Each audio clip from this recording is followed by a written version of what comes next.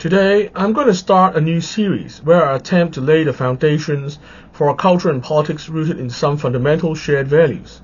The value I'm going to focus on today is compassion.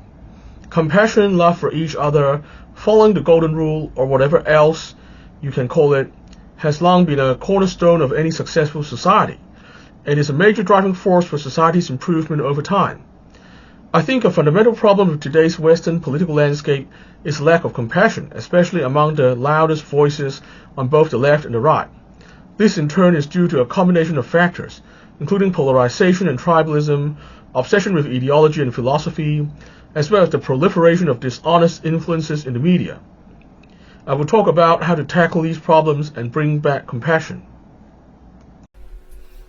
The level of compassion in Western society has dropped rapidly in the past 10 years or so.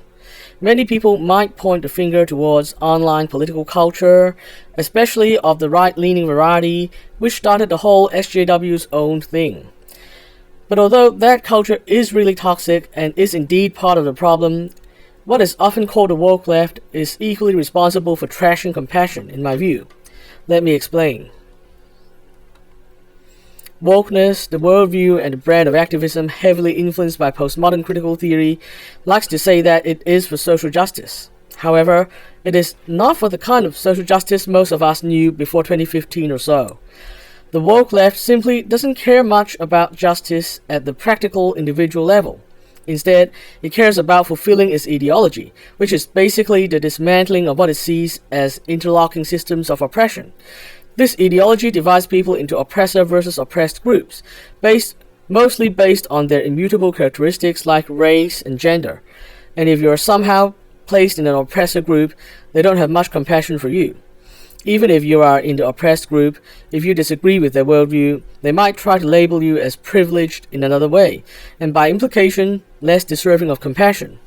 Therefore, under the postmodern critical theory identity politics model, there really is a lack of compassion towards many people and in many contexts, especially when compared to the model of universal compassion old school liberals used to argue for civil rights and gay marriage. Wokeness prioritizes its ideology of deconstruction over genuine, universal compassion, and its attempt to supplant old school liberalism on the left in the 2010s led to a rapid loss of compassion on the left, and eventually across society more generally. On the other hand, the new right are clearly not into compassion either. During the 2010s, the angle they took was that so-called SJWs were too focused on compassion to the exclusion of everything else. This implied that what was needed was less compassion.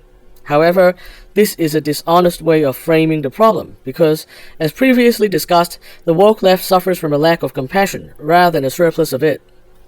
By framing compassion as a problem rather than the solution, the new right was able to mainstream their own extremely and compassionate brand of politics.